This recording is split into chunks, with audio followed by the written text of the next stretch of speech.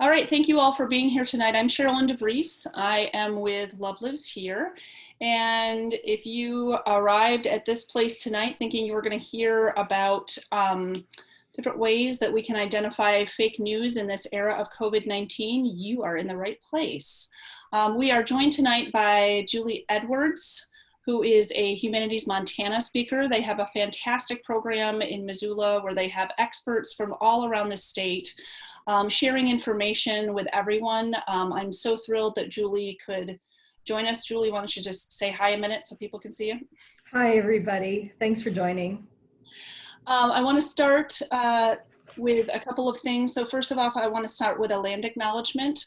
Wherever we are joining this, it's the traditional homeland of Native people. Here in Kalispell, that's the Kalispell and the Tanaha people. And we want to take a moment and recognize the injustice that has happened to them in the past, plus our intention for a hopeful and equitable present and future. A couple of housekeeping things. So if you have a question for us, please, there's a bunch of stuff. If you mouse down to the bottom, there's some buttons like mute, stop video, participants. If you go over to Q&A, that's where you can put questions to Julie. I will also, there's a small enough group here, I will unmute people for the Q&A. And I think that's it. I will make sure everyone is muted just because then Julie can rock and roll and we don't have barking dogs and all that other kind of stuff. So thank you all for being here on this beautiful night. I am now going to turn it over to Julie Edwards so she can give us her expertise with fake news, misinformation, and disinformation. Thank you so much, Sherilyn. I'm going to go ahead and share my screen so that you all can see my slides. Are you able to see those? Does that look good? I can't hear anybody, so I'm just gonna, okay, I see a thumbs up from Sherilyn. So first of all, let me thank Sherilyn and Love Lives Here for the invitation. I really appreciate it. It's great to be with you all on this night. And a thank you to Humanities Montana for organizing these incredible programs all across the state.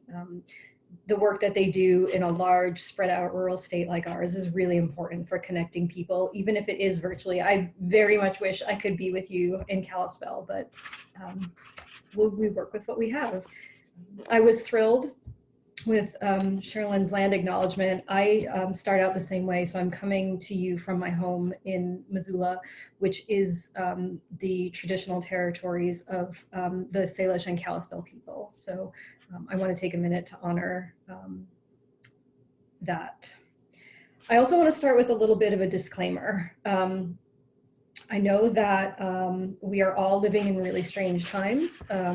You are in the middle of a little bit of a whirlwind controversy up in Kalispell surrounding coronavirus and COVID-19. I wish that I could give you answers. I wish that I could give you solid strategies that I know are going to work to stem the tide of fake news. And we'll talk about that term a little bit, but I can't do that.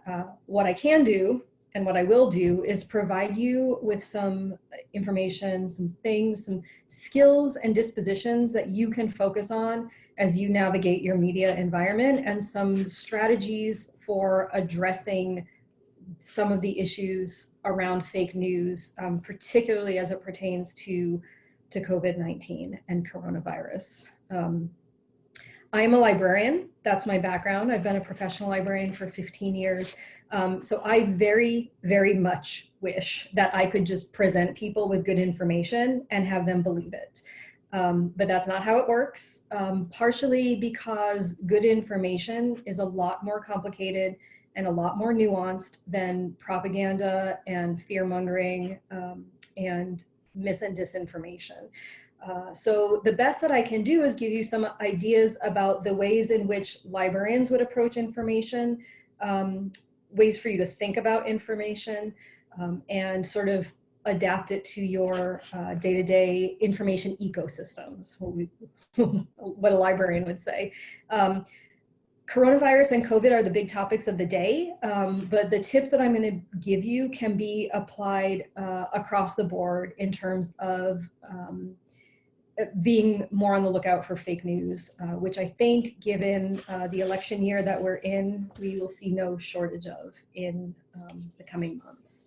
So I should also give a little bit of a disclaimer. Normally, so I come from an Irish-Italian family. We do things big. It is not normal for me to be sitting at a seat, staring at a screen. So I do have notes, which I don't normally use. So you'll see me looking down every now and then at those. That is why. I do apologize for the notes. I hate using them, but they come in handy. So let's, I want to start with these two definitions. Librarians have actually stopped using or tried to move away from the term fake news. A, because it's so ambiguous, and B, because it's become co-opted. I don't think we need to get into that any more than we need to. A lot of librarians are starting to call it false news. I like to use the terms mis and disinformation because that's what we're dealing with. And I think that there is a definite distinction in these terms that is worth paying attention to. Misinformation is false or incorrect information. It is not intended to mislead or cause harm. It's a mistake. So this happens, right? Breaking news happens fast, information changes quickly, people make mistakes in reporting and sharing information. Those mistakes, when they are honestly made and corrected after the fact, could be called misinformation. Disinformation is an entirely other beast, right? This is our propaganda. This is false information that is deliberately created to cause harm. I think that we can point to any number of examples of this. I think that some of what is going on, so the pandemic video, for example, I would call disinformation, right? I do not see that as something that is mistakenly false, right? That is information that is put out there to deliberately mislead people, and that I think can be harmful. So as a contemporary example, so those I think are important words to define what we're looking at. Okay. I want to cover a few facts about fake news as it pertains to social media, because that is where, if not where it is created, then where it is shared and where it gets more oxygen than it would in a traditional media environment. So, a few facts. Social media, particularly Facebook and Twitter, is the primary traffic source for fake news. 68% of all page visits to fake news sites come from social media sites first. Let me give a little bit of an extra piece of information here. I had a really interesting conversation with some friends a few months ago, back when we could all be with each other in person. And they were advocating, we were talking about, well, it's important to know the other side of the story. And so it's important to seek out the alternative views. I have some feelings about that as a librarian, because when you go to these sites, you are feeding the machine that keeps these sites alive, right?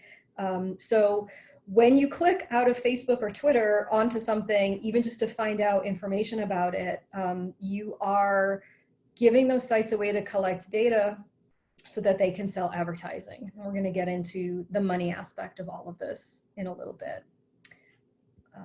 Let's see here.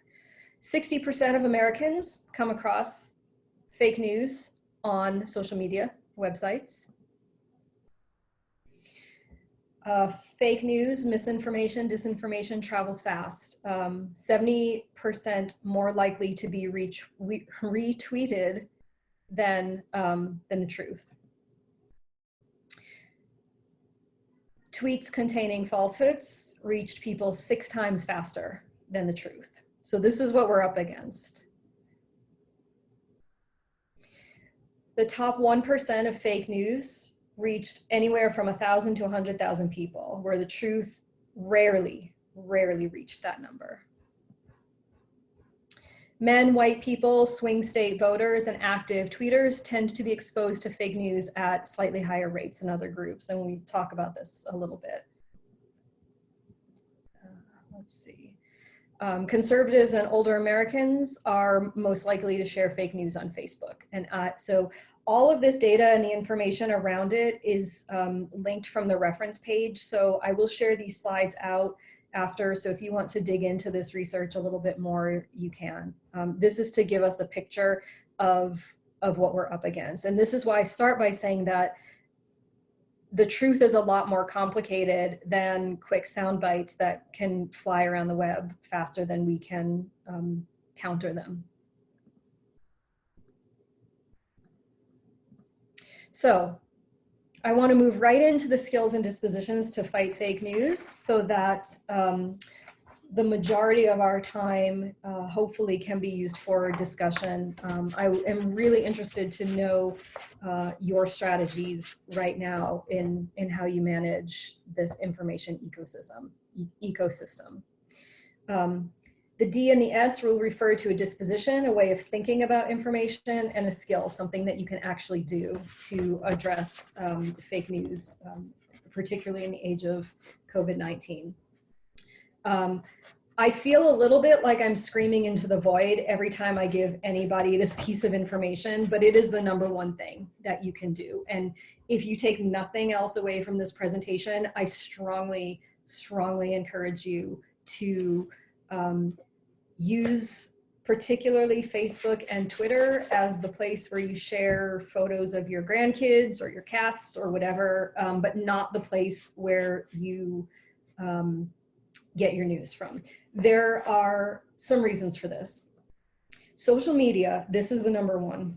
Social media is not a public good.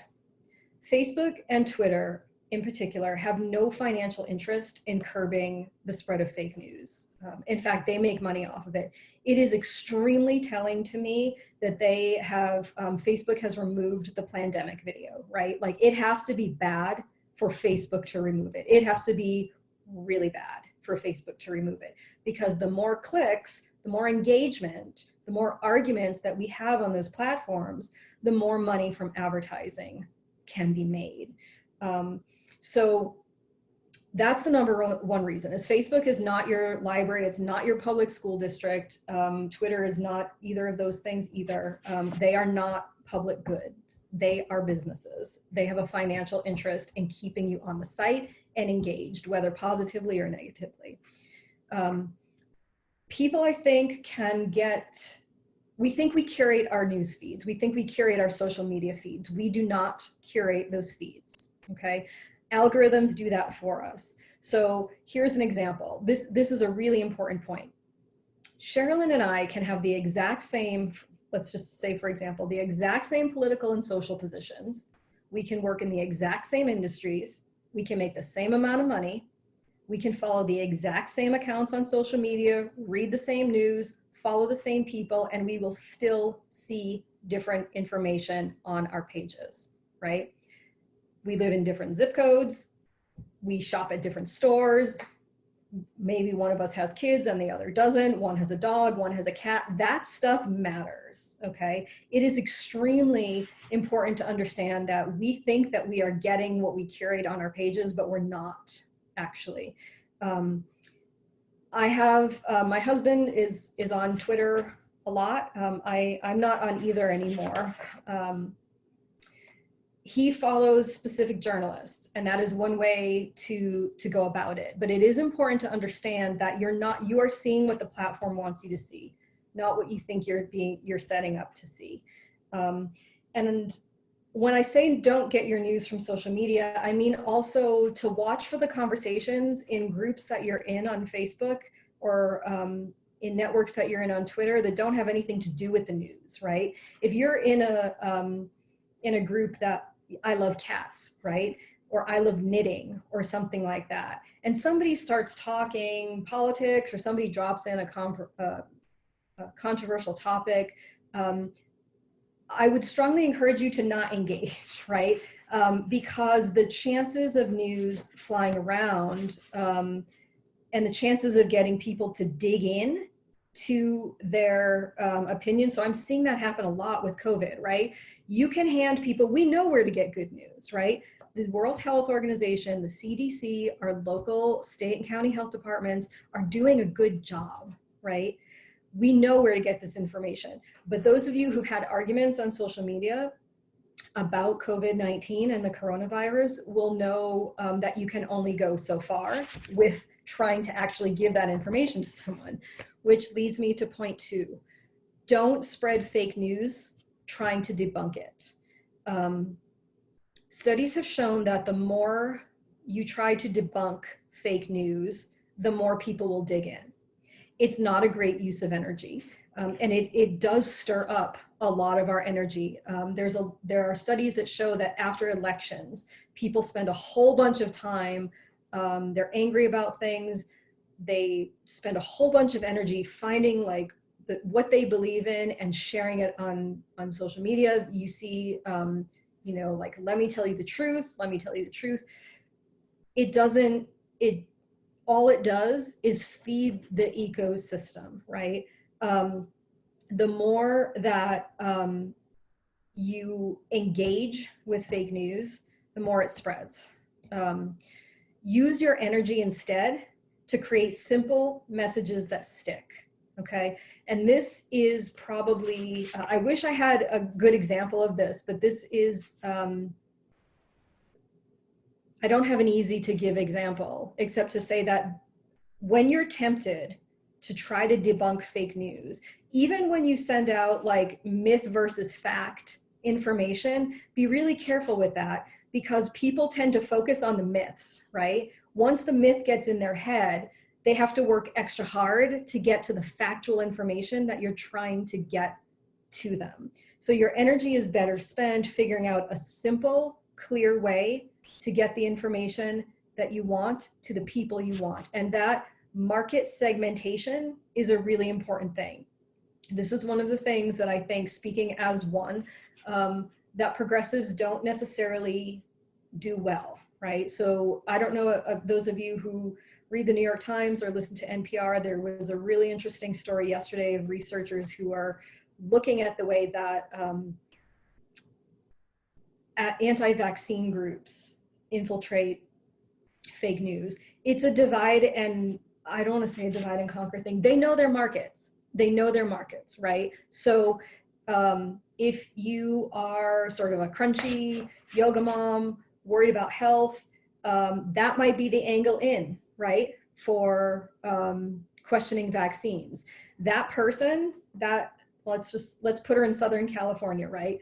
That Southern California young mom might have very little in common with a libertarian middle-aged man from Idaho, right? But you can get them on the same page by dividing, by target messaging, right? And I don't know that we've been that good at that, because science is complicated, right? Climate science, COVID science, it's complicated. But your best bet when you are engaging with people about these topics is to try to figure out what they care about and how you can speak to them, right? Throwing all the science, throwing Anthony Fauci at them, it's not, as much as I wish it would work, it doesn't, right? So figure out what their interest is and see if you can talk only to that interest. Can I say something quick a second, Julie? Please do. Okay, so just so you know, on the whole, I mean, one of the reasons we're doing this is because of Annie Bukacek and what she's doing. And the danger here, like Julie is talking about, is not necessarily the misinformation or disinformation itself. It's how she's dividing the community. Yes. And so what Love Lives Here is trying to do is we're trying to stick to a couple of messages that are accurate. So we're not going to duke it out about her data and where it's being pulled and is the CDC valid, because they're trying to get us in a place where where they want to see us as equals and we can debate.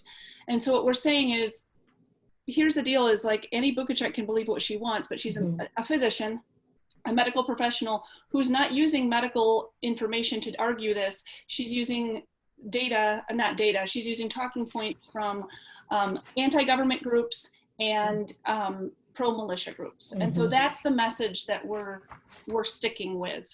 And that way we don't get in some of these arguments. I'll And let that is, no, that is an excellent message. I follow a doctor who also happens to be I follow him for travel. But he said a really interesting thing a few weeks ago about coronavirus and COVID and a lot of this sort of fake news that's coming, disinformation that's coming out around it. He said, when you're in medical school, you are taught that the way that someone arrived at their scientific conclusion, their medical conclusion, is a lot more important than what the conclusion itself is, right? That it's almost secondary what the results are. The important thing is, how did that information come about, right? And we're going to talk a little bit about ways that you can address or figure out like where information comes from. And I should commend you for Love Lives Here. This is a complicated, this is a tough issue, right? It's really difficult. Don't flame war, don't double down, right? Which it sounds like you're doing, or not like you're doing the right thing, right? Do not get into it on social media. Do not. Studies have shown that after 3 heated exchanges, nobody's going to change anybody else's mind, right? And that's just the cognitive science behind that. This is true no matter what your point of view is. We dig in. So don't waste your energy there. Don't trust your political, or in this case, your scientific knowledge to protect you, okay? This is really sad for me because, you know, we like to think that the more informed we are, the better we will be at sniffing out these things.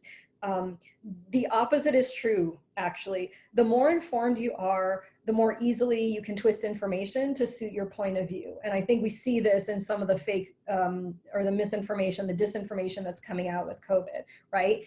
It's a constantly moving target.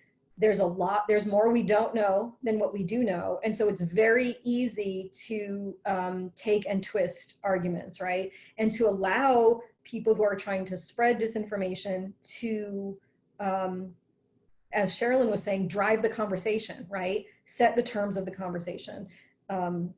So question everything, including and especially what you think you know, right? Don't stop at credibility. As a librarian, I, for a long time, have been talking with my patrons. People get really freaked out about bias, right?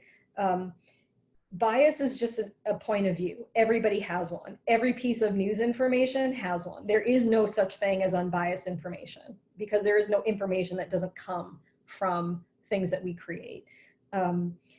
I always encourage people to look at credibility. Not does it have a slant or not, but can I believe the information? I think what has happened now is that the concept of belief has become so subjective that credibility, I'm starting to question credibility.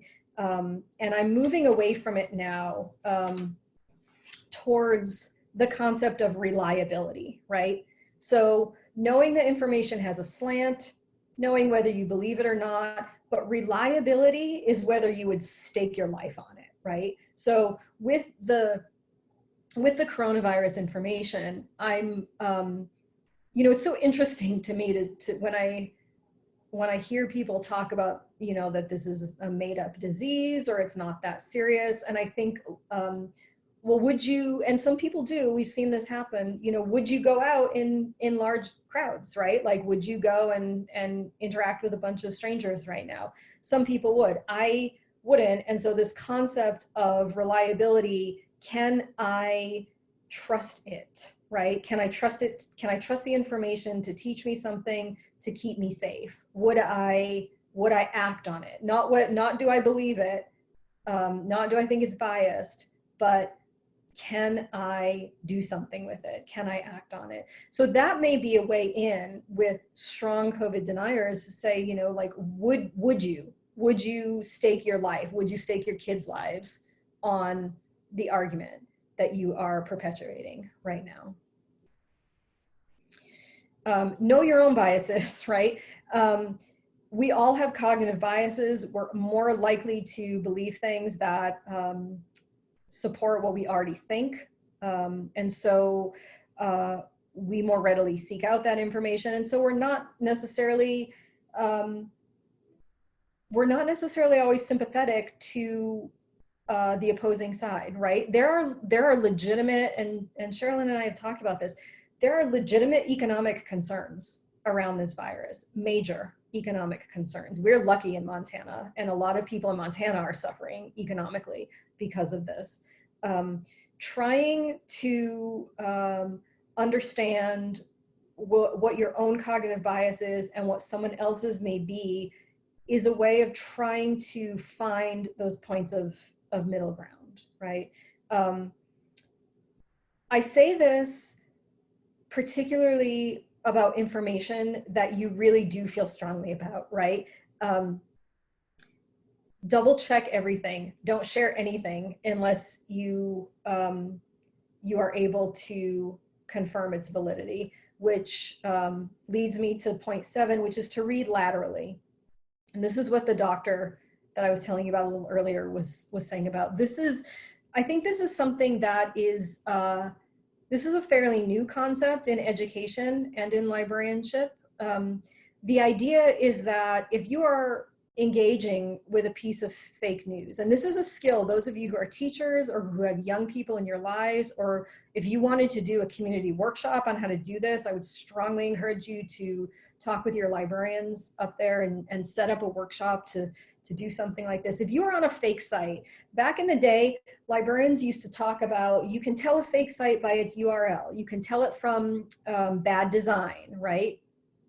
Those things are not true anymore. Websites are very sophisticated. Fake news is very sophisticated. Disinformation is extremely sophisticated. If you are on a fake site, you are not, the site itself is never going to tell you that, right?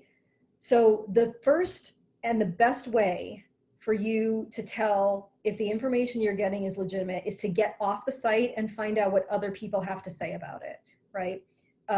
This seems like a no-brainer, but this research came out of Stanford University where they found that students were not able to tell fake websites from legitimate websites on the same topic. And what happened was, you know, there's all this hand twisting, there's all this like, oh, you know, students are not able to deal with information online. They can't tell when someone's lying to them online. They can't tell when they're looking at a fake website. The information that didn't come out to the public is that history professors at Stanford, people with PhDs, had the exact same problem. They couldn't tell either. So this is not a matter of students who don't have enough experience or who are lazy or who are whatever. People want to stay on a website and see if they can figure it out. In this environment, that is not the way to manage your time or your energy when dealing with information, right? Hop off the site, see what others have to say about the site. This is a strategy that you might try using with people who are all in with pandemic and with the arguments that are going on up there, right? See if you can trace what other people say about the information. I 100% acknowledge that that is an extremely difficult thing to try because people will dig in, right? People who are just going to be suspicious about big pharma, big government, you know, any of those things, you're going to have a harder time with.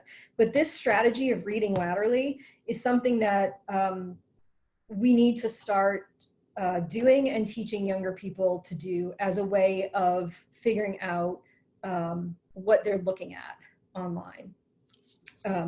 So jump off a website, see what other people have to say to it, figure out who the messenger is first, right? Don't focus so strongly on the message that you forget to find out who's funding it, who authored it, what their background is, what their interest is. I mean, this is so interesting to me. You know, we hear about, well, yeah, you'll get a better sense of the message. Check your emotions, okay?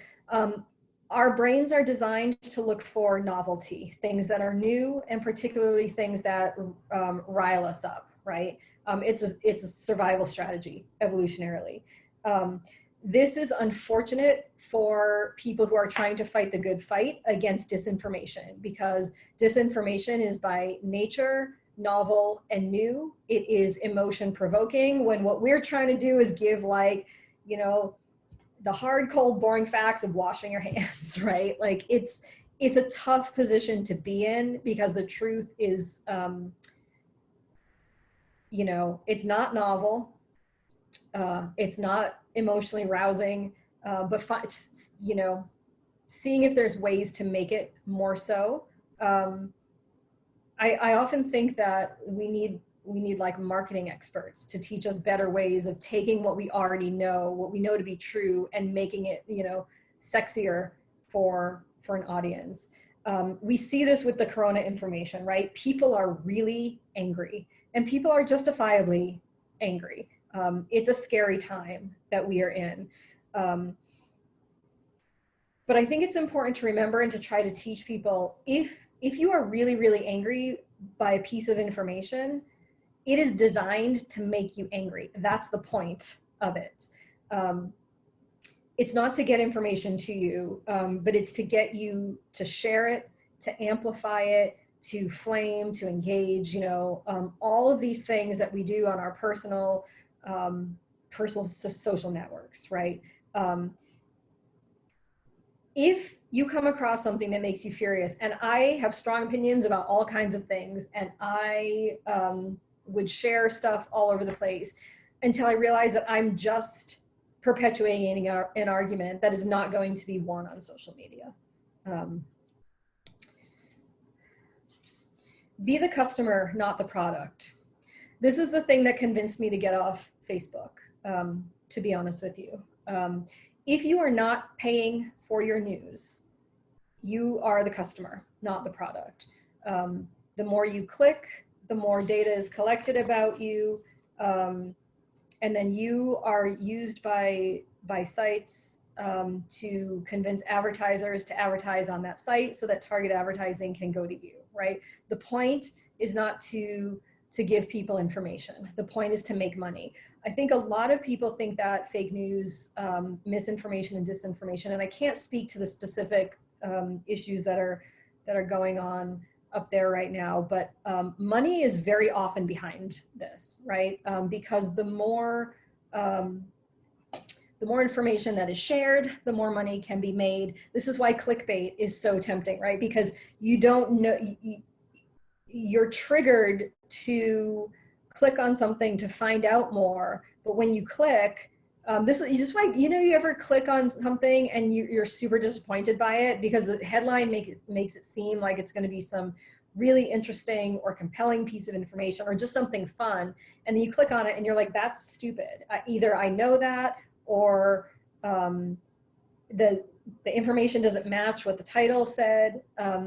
That's because the point is not to give information. The point is to get you on the site so you can be counted as a visitor to the site, so the site can turn around and make advertising money.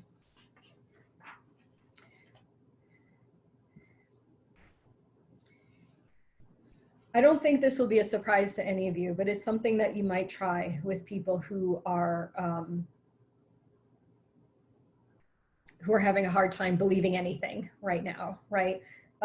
You have to settle your trust somewhere. Skepticism is not cynicism. You should question everything, but at the end of the day, you have to put your trust somewhere. And so we see this a lot with what's happened around the fake news term, right? Where it's, everything is fake news now. Everything that we disagree with is fake news.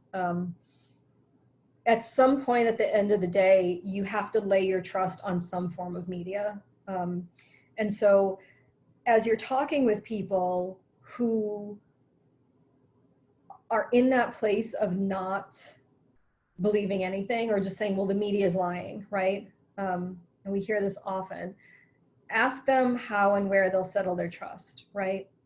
See if you can help them find a place to settle their trust that's neutral, right? Maybe it's their public library, right? Maybe it's their pastor. Maybe it's, your local newspaper, but see if there's a place where you can get people to move away from cynicism and nihilism, and to question the information, not to throw your hands up in defeat against the information. I'm just going to leave you with this. Our energy is not limitless, right? We are bombarded with fake news from the highest levels. You have to think about, and it sounds like Love Lives Here is doing this, where your sphere of influence is and where you want to put your energy. It seems like a vague statement, but it's important. You are not going to change the minds of everybody who disagrees with you, right? And Sherilyn and I were talking about this last week. I mean, I have seen, friendships and family relationships rupture in the face of the past few years. And that's difficult, right? I am not going to change the mind of everybody who disagrees with me, even when I have science on my side, right? Those who are most vehemently adhering to fake news, to trolling, to flaming, are not going to be convinced. I think that probably the best we can do, like what Sherilyn was saying, is amplify what needs to be put out there in an attempt to extinguish the spread of disinformation, right? It's exhausting to try to fight these battles. We know this. And it's exhausting because so often we are trying to get one message out there to everybody when climate deniers, COVID deniers are out there giving targeted messages to individual groups, right? I ask you to consider what your sphere of influence is. Your goal should be to amplify the truth in the easiest, most digestible way possible. And if that means taking different aspects of the truth to give to different audiences, to build a coalition around the truth, it's not a bad strategy. It's difficult, it's a lot more complicated than saying things like the CDC is inflating death numbers, right? Like that hits all the marks, right? Like it makes us angry. We distrust the government. We distrust the media that's reporting all this stuff, right? That message is easy to get out there, right? Our message of, well, it's extremely complicated is a lot more difficult. I would say, and I really commend Sherilyn for this, do not let the proponents of fake news define the narrative and the terms of the argument, right? You lose the minute you start trying to engage on the terms that someone else sets. This is why it's important to figure out the ways to simply get positive information across. Practice your skills and dispositions, teach them to other people. Please slow down your social media consumption. I say this to everybody. I fully acknowledge I sound like a giant dinosaur saying that. I understand something like 76% of people get their news on fake media, on social media. But I also get frustrated when we as the collective throw up our hands and say, well, we can't fight social media. We can, right? There is marketing power there. There's a really excellent book I would recommend to you called 10 Reasons to Delete Your Social Media Accounts Right Now. It's written by Jaron Lanier, who works for Microsoft or did work for Microsoft. And it's really compelling. He says that his argument is that good engineers, good people at these companies are waiting for the rest of us to hop off these platforms so they can make them better. There's no market initiative for them right now to make them better. They're waiting for a market pushback. So it's really interesting. I encourage you to look at it. If you're going to engage, these are not my questions. These are questions that I've come across in my research. Somebody said the only two questions that you should ever ask somebody is, how do you know and what do you mean? give them a chance to talk to you about where they get their information, and see if they can tell you what they mean by what they're saying. I readily acknowledge, I think these questions worked back in the day. I think there's a general reluctance to defend where we get our information anymore, to define and defend what we mean. I would love to see us get back to that. But these are questions that will open up discussions that may get you closer to engaging with people on social media. So with that, I want to, these are my references. I'll send this all out through Sherilyn.